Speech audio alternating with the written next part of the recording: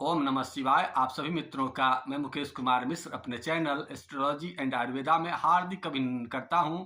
और आज आप लोगों के समक्ष एक विशेष टॉपिक को लेकर के आया हूं और उस टॉपिक का नाम है नौकरी में होने वाली इंटरव्यू में सफलता को कैसे प्राप्त करें। बहुत सारे मित्रों ने मेरे व्हाट्सएप पर मैसेज डाला था कि गुरुजी हम लोग नौकरी में इंटरव्यू के लिए तो जाते हैं लेकिन अंत में जाके असफल हो जाते हैं और इस असफलता को कैसे दूर करें इसकी चर्चा करिएगा ज़रूर किसी पोस्ट में। इसके अलावा बहुत सारे मित्रों ने लगातार हम बहुत दिनों से देख रहे थे कि फेसबुक पर बहुत सारे मित्रों ने ग्रुप में भी देखा था कि असफल हो रहे हैं, इसका उपाय क्या होगा, इसकी चर्चा करिएगा। तो हमने आज सोचा कि नौकरी में जो व्यवधान होती है उसको कैसे दूर किया जाए, तो इसी की चर्चा आप लोग के समक्ष करने के लिए आए हैं। चूँकि हम जो उपाय बताते हैं बहुत सारे मित्रों ने उसको किया और देखते हैं कि वो लोग सफल हो गए। तो आप लोग भी इस उपाय को कर करके और सफलता को प्राप्त कर सकते हैं। लेकिन मेरा एक शर्त है कि जब आप सफल हो जाएं तो मेरा परामर्श शुल्क मेरे अकाउंट में या मेरे पेटीएम नंबर पर ज़रूर डाल दें, जिससे कि हमें भी लगे कि मेरे उपाय से आप लोगों को फ़ायदा हुआ है, तो मेरा भी कुछ जोश उमंग बढ़ेगा। और मैं उपाय की चर्चा करता हूं। तो सर्वप्रथम जिस दिन इंटरव्यू हो उस दिन आप लोगों का नित्य क्रिया कैसा होना चाहिए इसका ज़्यादा महत्व होता है।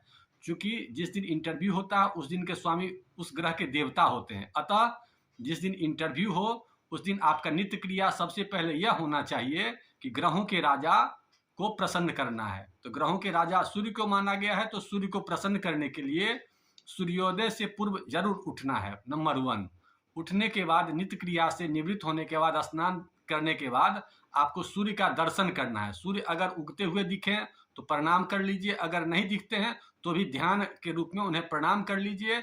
और उसके बाद संकल्प लेकर के अपने नाम गोत्र के साथ संकल्प लेकर के किसी खाली जगह पे जहाँ कोई आदमी आता जाता नहीं हो, जहाँ एकांत हो, वहाँ पर बैठ जाइए। और बैठने के बाद कम से कम 11 बार, अगर हिंदू धर्म से बिलोंग करते हैं तो 11 बार गायत्री मंत्र पढ़िए। अगर किसी और धर्म से बिलोंग्स करते हैं तो उस देवता की, जो भी आपके प्रिय देवता हो, उनकी आराधना करके और आप फिर ध्यान करके उसके बाद आप घर के जो भी बुजुर्ग हों उन्हें उनसे जाके आशीर्वाद लीजिए। अगर वो उपलब्ध नहीं हो तो फ़ोन से उनसे आशीर्वाद ले लीजिए।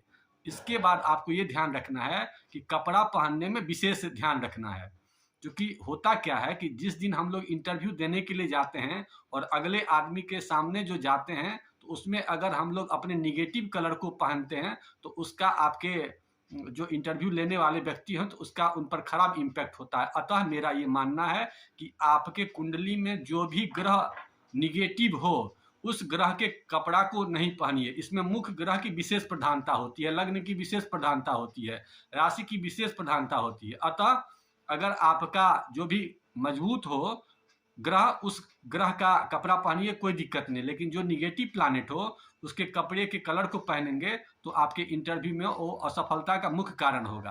तो इसकी साधारण जानकारी हम अभी आपको दे देते हैं, लेकिन आने वाले एपिसोड में मैं इस पर भी एक विशेष एपिसोड तैयार करके आप सबों के समक्ष रख दूंगा, जिससे आप लोगों को जो भी परेशानी होती है वो नहीं होगी। तो सबसे पहले अगर मान के चलिए कि सूर्य आपका मुख्य ग्रह हो तो ऐसे कंडीशन में आपको काला रंग का प्रयोग नहीं करना है।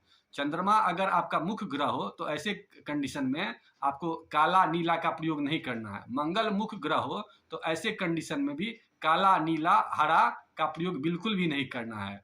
बुध अगर मुख्य ग्रह हो तो पीला और लाल का प्रयोग बिल्कुल भी नहीं करना है।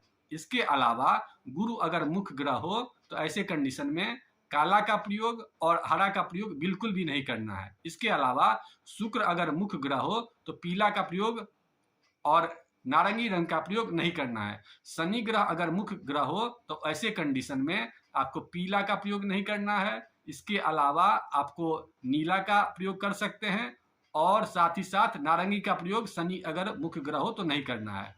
अब इन विषयों को जानने के बाद हम लोग को ये ध्यान रखना है कि हम लोग भोजन करें और भोजन के बाद दिन के हिसाब से भी कुछ तैयारी आप कर लें। अगर सोमवार को इंटरव्यू देने के लिए जा रहे हैं तो अपने चेहरा को आईना में देख करके जाएं। इसके अलावा अगर आप मंगलवार को जा रहे हैं तो मंगलवार को आप गुड़ खा के जाइए।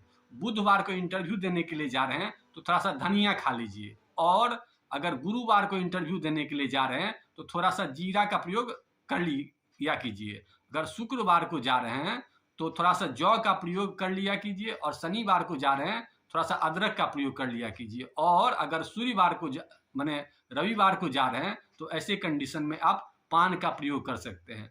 तो ये उपाय करने के बाद अगर इसमें से अगर आपके पास उपलब्धता नहीं हो तो ऐसे कंडीशन में आप दही का भी केवल प्रयोग कर लीजिएगा, तो इसका भी आपके ज़िंदगी में एक अच्छा प्रभाव होगा। दही भी अगर उपलब्ध नहीं हो तो गंगाजल का प्रयोग कर लीजिए, और गंगाजल भी अगर उपलब्ध नहीं हो तो ऐसे कंडीशन में गंगा जी के नाम का स्मरण करके और उस जल को ग्रहण कर लीजिए।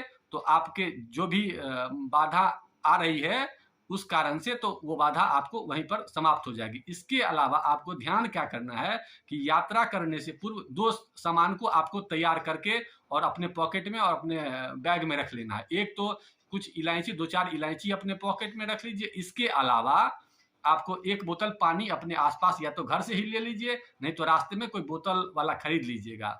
अब घर से निकलने से पूर्व आपको करना क्या है कि एक चीज इसमें ध्यान रखना है विशेष तौर पर, कि जिस नाक से आपकी नासिका से आपका स्वर चलता हो, जैसे दाहिनी नासिका से आपका सांस चल रहा है तो दायां पैर घर से पहले निकल के यात्रा करनी है। बायां नासिका से अगर चल रहा है तो ऐसे कंडीशन में आपको बायां पैर पहले निकल के यात्रा करनी है। इसके अलावा जब आप इंटरव्यू स्थल पर पहुंचिएगा तो वहां पर आपको 2 काम करना है। सबसे पहले जब आपके इंटरव्यू का बारी आवे, आपकी जब नाम पुकारा जाए, वैसे कंडीशन में आपको 2 काम करना है। सबसे पहले गहरी सांस ले लेना है।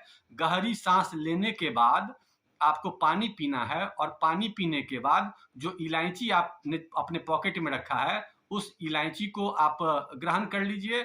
और ग्रहण करने के बाद आपके जो भी इष्ट देव हों, जन्म कुंडली में इष्ट देव होता है, या जो भी जिस भगवान को आपको इष्ट देव की जानकारी नहीं हो तो जिस देवता को आप सबसे ज्यादा मानते हैं उनके किसी का ध्यान करके और इंटरव्यू में आप जाइए।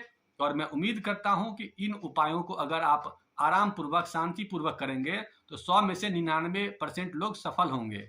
इन्हीं विषयों के साथ आज के एपिसोड को यहीं समाप्त करते हैं, और आगे आने वाले दिनों में हम कुछ विशेष टॉपिक को तैयार कर रहे हैं। अतः आप लोगों से निवेदन है कि इस पेज को सब्सक्राइब जरूर कर लें, और आगे आने वाले दिनों में मैं कुछ हेल्थ टॉपिक्स पर भी काम कर रहा हूं। आपके किचन से आपके ग्रहों को कैसे ठीक करें, आपके व्यवहार से, आपकी आदतों से किन पदार्थों को खाना चाहिए आपको जिससे कि ग्रह का पॉजिटिव परिणाम मिले, आपको किन वस्त्रों का प्रयोग करना चाहिए, इस सब के लिए अलग अलग एपिसोड हम तैयार कर रहे हैं।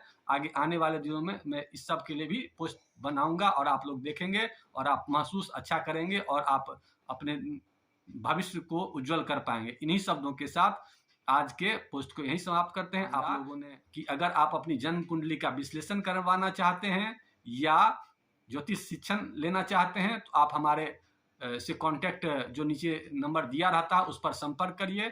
मैं आप लोगों को उसकी शिक्षा भी दूंगा, और अगर आप लोग उसकी परामर्श चाहते हैं तो परामर्श भी दूंगा। इसी शब्दों के साथ आज के शीर्षक को यहीं समाप्त करते हैं। आप लोगों का बहुत बहुत धन्यवाद। ओम नमः शिवाय।